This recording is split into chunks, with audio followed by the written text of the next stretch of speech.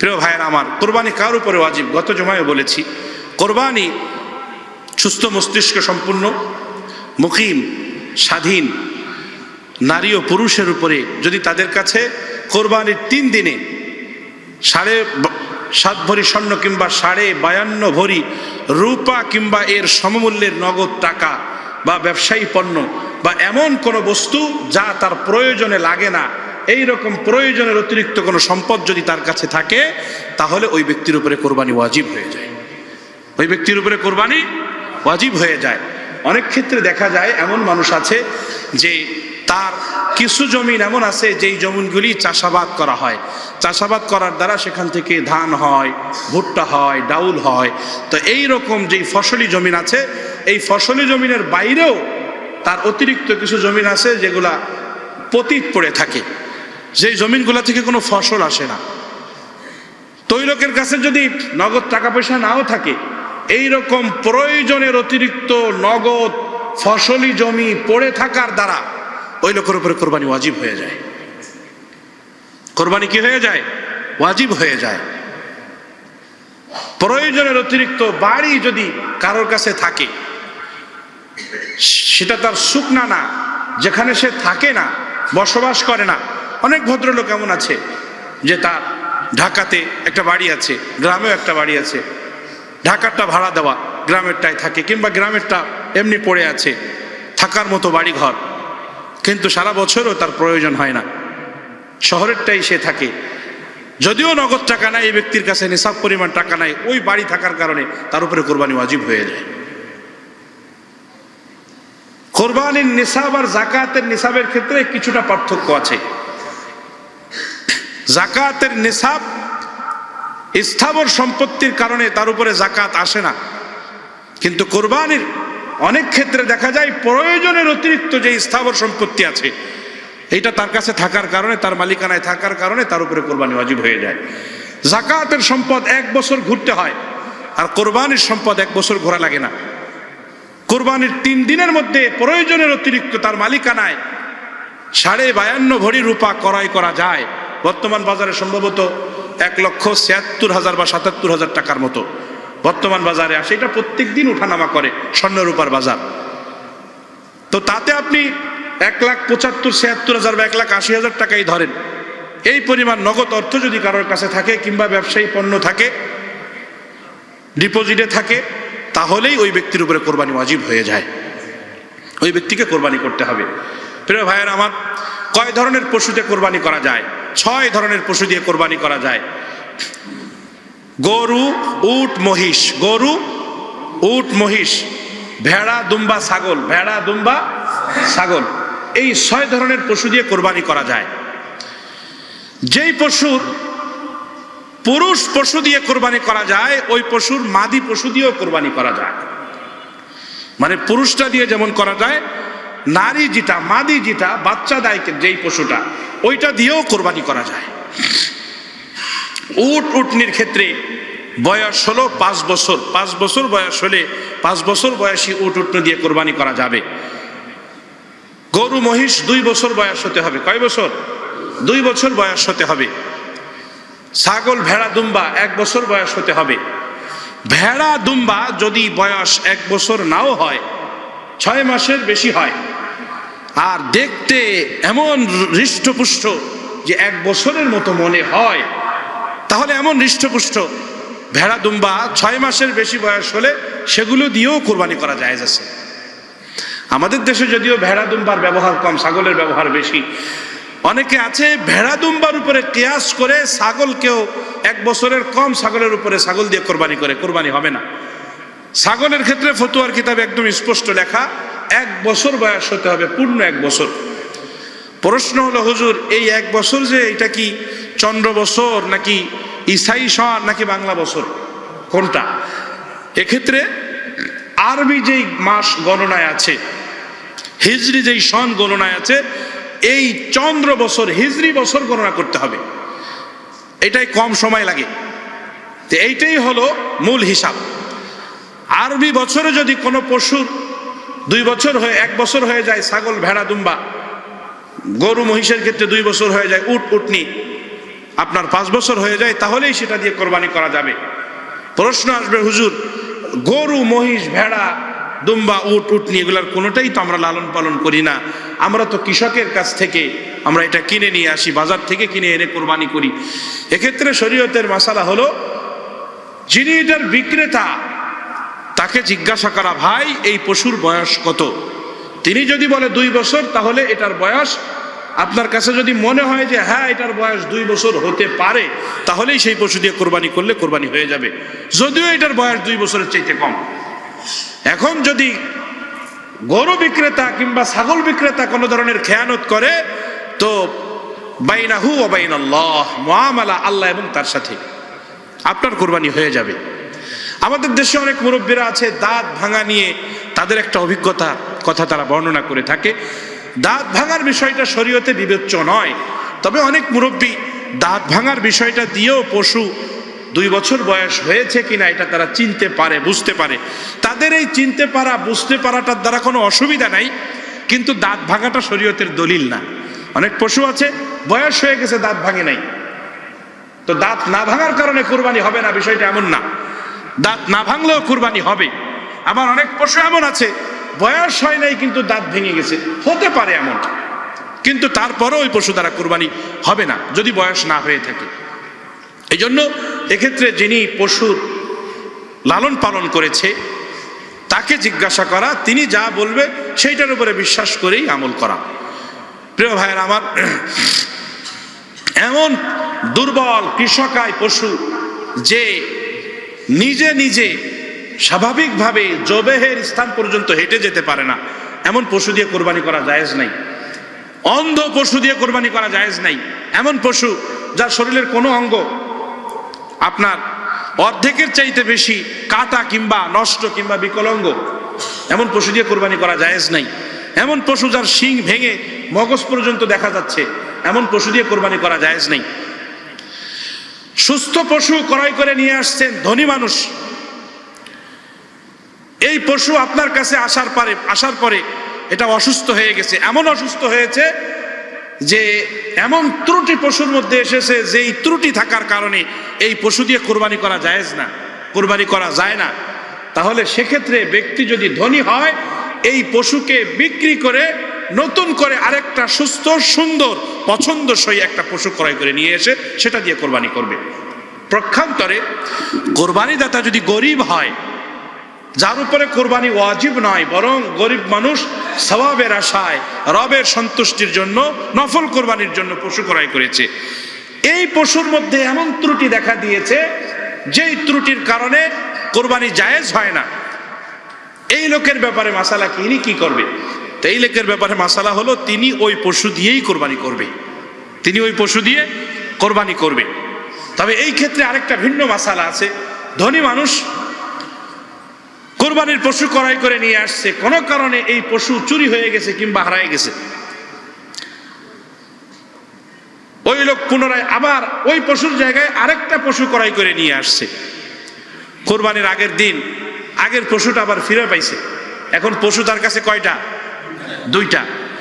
ব্যক্তি যদি ধনী হয়, নিসাবওয়ালা হয়, কোরবানি ওয়াজিব এমন ব্যক্তি যদি হয়, তাহলে তার ইচ্ছাধিকার রয়েছে, চাইলে আগের পশুটা কোরবানি করতে পারবে, পরেরটাকে বিক্রি করে দিতে পারবে, আবার চাইলে পরেরটা কোরবানি করতে পারবে, আগেরটা বিক্রি করে দিতে পারবে, তার ইচ্ছা। যে কোনো একটা কোরবানি করে দিলেই তার কোরবানি হয়ে যাবে। পক্ষান্তরে ব্যক্তি যদি গরিব হয়, যার উপরে কোরবানি ওয়াজিব ছিল না, কোরবানি করার জন্য পশু ক্রয় করেছে, এই পশু চুরি করে নিয়ে গেছে কিংবা পশু হারায় গেছে, ওই বেচারা গরিব মানুষ আবার যে টাকা ধার দূর করে আরেকটা পশু ক্রয় করে নিয়ে আসছে। এখন কোরবানি করার আগ মুহূর্তে বা কোরবানির এই 3 দিনের মধ্যে পশুটা আবার ফিরে পাইছে, তো এই ব্যক্তির জন্য 2টা পশুই কোরবানি করা ওয়াজিব। কেমন হয়ে গেল গরিব মানুষের উপরে? ধনীরে কইলেন একটা দিলে হবে, যে কোনো একটা দিলে হবে, আর গরিবের জন্য 2টেই তার কোরবানি করা লাগবে, বেচারা তো গরিব মানুষ। ভাই ব্যাপারটা হলো এখানে শরীয়তের উসুলের ব্যাপার, মূলনীতির ব্যাপার। ধনী মানুষের কোরবানি ওয়াজিব হয় তার মালের উপরে।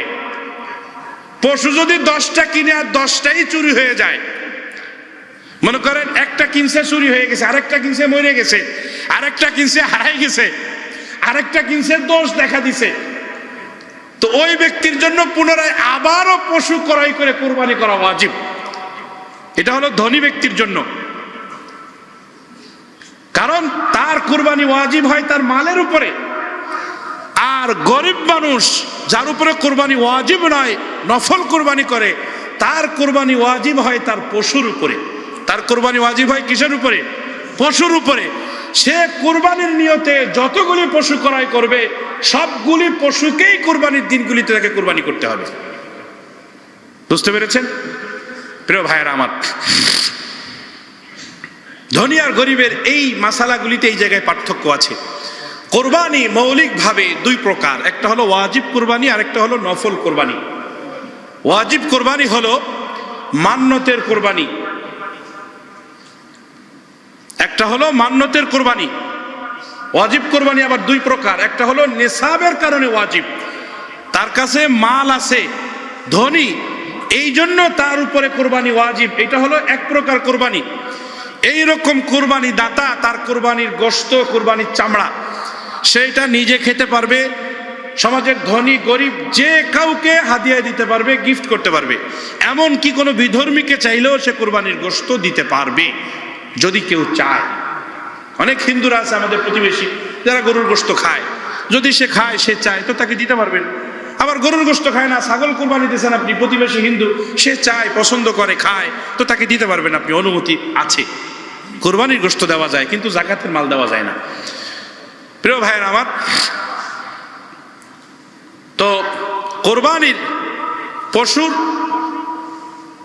এই গোশতটা যার উপরে ওয়াজিব কুরবানি, সে নিজে এটা খেতে পারে, ধনী গরিব যে কোনো দোস্ত বন্ধু আত্মীয় স্বজন যে কাউকে দিতে পারে। পক্ষান্তরে মান্যতের কুরবানি এবং ওসিয়তের কুরবানি যেটা, এই কুরবানির গরুর গোশত বা পশুর গোশত, সমুদয় গোশত, সম্পূর্ণ গোশত আল্লাহর জন্য গরিব মানুষ, অসহায় মানুষের মাঝে বিতরণ করে দিতে হয়। আমাদের গ্রামগঞ্জে দেখা যায় অনেক ক্ষেত্রে মানুষ গরু কিংবা ছাগল এগুলি মরে যায় ভাব, এই সময় মান্যত করে, আল্লাহ যদি আপনি বাঁচায় রাখেন আগামী কুরবানিতে কুরবানি দিয়ে দেন। বুঝতে পেরেছেন? এখন মান্যতকারী গরিব হইলেও সে মান্যতের পশুর গোশত নিজে খাইতে পারে না, সে নিজে খাইতে পারবে না, তার বাবা মা দাদা দাদি নানা নানি খেতে পারবে না, তার ছেলে মেয়ে নাতি নাতনি, উসুল এবং ফুরু মানে উপরে এবং নিচে, আলা ওয়া আসফাল, উপরে এবং নিচে কেউ খাইতে পারবে না এটাকে। আবার সাইডে খাইতে পারবে, তার ভাই গরিব সে খেতে পারবে, বোন গরিব খেতে পারবে, ভাতিজা ভাতিজি ভাগ্না ভাগ্নি এরা খেতে পারবে, চাচাতো মামাতো ফুফাতো যারা আছে এরা খেতে পারবে। তো এই জন্য এই সমস্ত ক্ষেত্রে মান্যত করাটা অনেক হিসাব করে মান্যত করতে হয়, মান্যতের মাসালাও জানতে হয়। যে কোনো সময় যে কোনো মান্যত হুট করে না করে ফেলানো। মান্যতের গোশত, সম্পূর্ণ গোশতকেই সাদাকা করতে হয়। ওসিয়তের কোরবানির গোশত, আপনার বাবা অনেক অর্থ সম্পদ আপনার জন্য রেখে গেছে, ইন্তেকালের আগে বলে গেছে, বাবা তুমি যতদিন জীবিত থাকবা আমার পক্ষ থেকে কোরবানি করে দিবা, কোরবানির দিনগুলিতে একটা কোরবানি আমার পক্ষ থেকে করবা। এই যে যেই কোরবানিটা আপনার বাবার পক্ষ থেকে আপনি করলেন, এইটার সমুদয় গোশত মানে ওই অংশের সম্পূর্ণ গোশতকে আপনাকে সাদাকা করে দিতে হবে গরিবদের মাঝে, আপনি খেতে পারবেন না। তবে হ্যাঁ, আমরা অনেক সময় আমাদের মৃত বাবা মায়ের পক্ষ থেকে, রাসূলুল্লাহর পক্ষ থেকে আমরা কোরবানি করে থাকি। এইটা নফল কোরবানি, এইটা ওসিয়তের কোরবানি না। এইটার গোশত আমরা নিজেরা খেতে পারবো, আত্মীয় স্বজন যাকে খুশি আমাদের স্বাভাবিক কোরবানির গোশতের মতো এভাবে বন্টন করতে পারবো। হযরত রাসূল করিম সাল্লাল্লাহু আলাইহি ওয়াসাল্লাম ইন্তেকালের আগে হযরত আলী রাদিয়াল্লাহু তাআলা আনহুকে ওসিয়ত করেছিলেন, আলী আমার ইন্তেকালের পরে তুমি আমার পক্ষ থেকে কোরবানি করবে। সুবহানাল্লাহ। হযরত আলী রাদিয়াল্লাহু তাআলা আনহু নবী পাকের ইন্তেকালের পরে রাসূল করিম সাল্লাল্লাহু আলাইহি ওয়াসাল্লামের পক্ষ থেকে কোরবানি করতেন, পশু কোরবানি করতেন, ছাগল ভেড়া দুম্বা এগুলি কোরবানি করতেন। হাদিস শরীফে এগুলি পাওয়া যায়, অনেক হাদিসে এগুলি আছে। প্রিয় ভাইয়েরা আমার, বিশেষভাবে ঢাকার যে সমস্ত বাবারা ধনী, আল্লাহ তাআলা আপনাদেরকে বাড়ি ঘর জায়গা জমি দান করেছেন, আপনারা আপনাদের সন্তানদেরকে ওসিয়ত করে যাবেন। কারণ আমরা এমন এক সমাজে বসবাস করতেছি, এমন একটা প্রজন্ম সামনে আসতেছে, এই প্রজন্মটা আমাদের যারা এই 40, 45, 50 বছর বয়স হয়েছে, আমাদের মতো না এই প্রজন্ম। মৃত বাবা মাকে স্মরণ করার মতো সময় তাদের হাতে নাই। তারা তো অনেক ব্যস্ত, ফেসবুক, ইউটিউব, হোয়াটসঅ্যাপ, এরপরে টুইটার, বন্ধু বান্ধব, আত্মীয় স্বজন, ব্যবসা বাণিজ্য, ঘোরাফেরা, অনেক ডেটিং, অনেক কিছু তাদের আছে। এজন্য তারা অনেক ব্যস্ত, আমাদেরকে স্মরণ করার মতো সময় তাদের নাই, আমাদের কথা মনে করার মতো সময় তাদের নেই, আমাদের পক্ষ হয়ে 2-4 পয়সা দান করার মতো সুযোগ তাদের হয় না। আমি সহ, আমি যদি আমাদের সবাইকে জিজ্ঞাসা করি যে গত 1 মাসে আমাদের মৃত বাবা মার জন্য আমি আপনি কয় পয়সা দান করেছি, 2-4 জন হয়তো বা হাত উঁচু করতে পারে, হুজুর আমি 10 টাকা দিয়েছি, 100-200 দিয়েছি, 2-4 জন হয়তো বা হবে। বাকিরা আমাদের সবার অবস্থা এক। আমি আমার কথাও বলছি ভাই, আমিও তো বাবা মা হারা এক সন্তান, আমি আমার কথা বলছি। আমরা হাত উঁচু করতে পারবো না যে বাবার পক্ষ থেকে খরচ করেছি, মায়ের পক্ষ থেকে খরচ করেছি। অথচ আমরা পৃথিবীতে আসার পিছনে সবচেয়ে বড় অবদান তাদের অবদান। এই অবদানকে কোনোদিন কোনোভাবে অস্বীকার করার মতো না। আজকে বাবার বাড়ি দিয়ে আমি বাড়িওয়ালা, বাবার জায়গা দিয়ে আমাকে মানুষ জমিদার বলে, বাবার ব্যবসা দিয়ে মানুষ আজকে আমাকে ব্যবসায়ী বলে, বাবার কষ্টার্জিত পয়সায় আজকে আমি গাড়িতে চড়ি, এসি বাড়ি, এসি ঘর, এসি গাড়ি আমার। অথচ বাবা কষ্টের পরে কষ্ট করে গেছে। মাস চলে যায়, বছর চলে যায়, তাদেরকে স্মরণ করার মতো সময় সুযোগ আমাদের হয় না, তাদের পক্ষ থেকে কিছু দান সদকা করার মতো সুযোগ আমাদের হয় না। এজন্য সন্তানগুলিকে ইন্তেকালের আগে ওসিয়ত করে যাওয়া যে আমার ইন্তেকালের পরে তোমরা প্রতি মাসে 2 লাখ 5 লাখ করে ভাড়া পাইবা, এক একজন 20,000 50,000 করে ভাড়া পাবা। 1 বছরে দেখা যাবে আমার সম্পত্তির থেকে তোমরা এক এক ভাই বোন 5 লাখ 7 লাখ 10 লাখ করে তোমরা পাইবা। রমজানে আমার পক্ষ থেকে এই জায়গায় এই খাতে খরচ করবা, কোরবানিতে আমার পক্ষ থেকে ওসিয়ত করে গেলাম, আমার পক্ষ থেকে কোরবানি করবা। ও যে মসজিদ আছে, ও যে মাদ্রাসা আছে, ও যে আলেম ওলামা আছে, এই সমস্ত জায়গায় সবসময় খোঁজ খবর রাখবা, আমার পক্ষ থেকে কিছু কিছু দান করবা। তোমাদের পক্ষ থেকে যেমন দিবা, আমার পক্ষ থেকেও দান করবা। হযরত ইব্রাহিম আলাইহিস সালাতু ওয়াস সালামের ইন্তেকালের আগে সন্তানদেরকে ডেকে এভাবে ওসিয়ত করছেন। ইসহাক আলাইহিস সালাতু ওয়াস সালাম সন্তানদেরকে ইন্তেকালের আগে ডেকে এভাবে ওসিয়ত করছে। কোরআনে আসছে, সূরা বাকারার মধ্যে আসছে, উনি সন্তানদেরকে ডেকে এভাবে ওসিয়ত করছে। এই জন্য আমার ভাইয়েরা, আমরা যেন বঞ্চিত না হয়ে যাই। আমাদের যাদের বাবা মা দুনিয়ার থেকে চলে গেছে, আল্লাহ যাদেরকে সামর্থ্য দিছে, অবশ্যই বাবা মার পক্ষ থেকে কোরবানি করবো ইনশাআল্লাহ। আমার আপনার অত্যন্ত মহব্বতের, আমার আপনার কলিজার টুকরা, আমার আপনার নবী, বিশ্ব নবী রাহমাতুল্লিল আলামিনের পক্ষ থেকে যাদের কোরবানি করার সামর্থ্য আছে, কোরবানি করবো ইনশাআল্লাহ। যারা শরীকানায় কোরবানি করি, একটা পশুতে, ওট, গরু, মহিষ, একটা পশুতে সর্বোচ্চ 7 জন পর্যন্ত অংশীদার হতে পারে। হযরত জাবের রাদিয়াল্লাহু তাআলা আনহু থেকে বর্ণিত হাদিস, রাসূল করিম সাল্লাল্লাহু আলাইহি ওয়াসাল্লাম বলেছেন, জাবের রাদিয়াল্লাহু তাআলা বলেছেন, আমারানা রাসূলুল্লাহ সাল্লাল্লাহু আলাইহি ওয়াসাল্লাম, নবী সাল্লাল্লাহু আলাইহি ওয়াসাল্লাম আমাদেরকে আদেশ করেছেন এক পশুতে 7 জন অংশীদার হওয়ার জন্য। আর নাশতারিকা বি7, এক পশুতে 7 জন। আমার ভাইরা, এটা হচ্ছে সর্বোচ্চ পরিমাণ। সর্বনিম্ন এক পশুতে 6 জন অংশীদার হওয়া যায়, 5 জন অংশীদার হওয়া যায়, 4 জন হওয়া যায়, 3 জন হওয়া যায়, 2 জন হওয়া যায়। একজনে একাও একটা বড় পশু কোরবানি করতে পারে। তবে এক্ষেত্রে খেয়াল করতে হবে, কারোর অংশ যেন খণ্ডিত অংশ না হয়। যেমন আমার দেড়, তোমার দেড়, 2, দেড় দেড় 3, এরকম যেন না হয়। বা আপনার 4 জনের 1 ভাগ আর 2 জনের দেড় দেড়, এরকম যেন না হয়। এরকম হতে পারবে না। এরকম হলে কারোর কোরবানি সহি হবে না। এই জন্য প্রত্যেকের ভাগ, প্রত্যেকের অংশীদারটা, খণ্ডটা, অংশটা পূর্ণ হতে হবে। ভাগী কোরবানিতে 7 শরীকের একজন যদি শুধুমাত্র গোশত খাওয়ার নিয়তে কোরবানি করে, তাহলে বাকি কারোর কোরবানি সহি হবে না। একজনের যদি একটা পয়সা, আমি টাকা বলি নাই, গত জুমায় বলছি, একটা পয়সা যদি কারোর হারাম থাকে, তাহলে 7 জনের কারোর কোরবানি সহি হবে না। এই জন্য শরিকারা কোরবানিতে কোরবানির আগে অবশ্যই পশু ক্রয় করতে যাওয়ার আগে, মিটিং মিছিল সব পশু ক্রয় করার আগে, পশু ক্রয় করার পরে অন্য কথা থাকলে সেটা বলবেন, কিন্তু এগুলো সব পশু ক্রয় করার আগের কথা। আগেই সবার নিয়তকে বিশুদ্ধ করা, আগেই সবার অর্থকে তার থেকে হালাল অর্থ, তার থেকে অংশ নেওয়া, হালাল অর্থ নিয়ে এরপরে বিশুদ্ধ নিয়ত নিয়ে টাকা জমা করে তারপরে পশু ক্রয় করতে যাওয়া। এক্ষেত্রে একটা মাসালা আছে। আপনি ধরুন ধনী মানুষ, আপনি একটা পশু ক্রয় করে আনছেন, আনার পরে আপনার টার্গেট ছিল 1 লাখের ভিতরে কিনবেন, কিন্তু বাজারে যে কিনতে কিনতে 1 লাখের নিচে যে পশু আপনার পছন্দ হয় না, কিনতে কিনতে কিনে ফেলছেন 1,30,40,000। এখন বাসায় আসার পরে দেখেন ফান্ড মেলে না, বউয়ে এটা ওটা কয়, নানান কাহিনী, নানান কথাবার্তা চলতেছে, ভাইদের অমিল। তো এখন চিন্তা করলেন তাহলে আরো 2 জনের শরিক নেই, আরো 2 জনকে আমাদের সাথে বা একজনকে আমাদের সাথে অংশীদার নিয়ে নেই। যদি কোনো ব্যক্তি ধনী হয়, সে যদি এমনটা করে, তাহলে তার কোরবানি হয়ে যাবে, কিন্তু মাকরু থেকে, খালি না।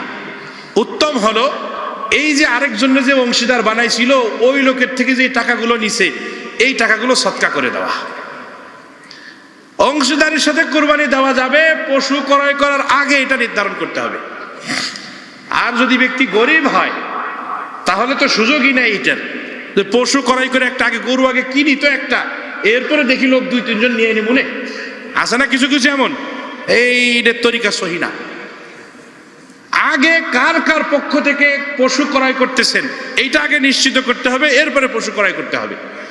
যদি এক শরিক ইন্তেকাল করে, তাহলে আবার নতুন করে ওই শরিকের পরিবারের সব সদস্যদেরকে নিয়ে বৈঠক করতে হবে, তারা স্বেচ্ছায় সজ্ঞানে এই কোরবানিতে অংশগ্রহণ করতে চায় কিনা। যদি একজন তাদের থেকে অস্বীকার জানায় যে না আমরা এখানে কোরবানি করব না, তাহলে আবার আলাদা হয়ে যেতে হবে সবাই। প্রিয় ভাইয়ের আমার, তো শরিকারা কোরবানিগুলিতে একটু ঝামেলা থাকে। এখানে কোরবানির গোশতের কোনো অংশ অনুমান করে বন্টন করা যাবে না, এটাকে ওজন করে করে বন্টন করা।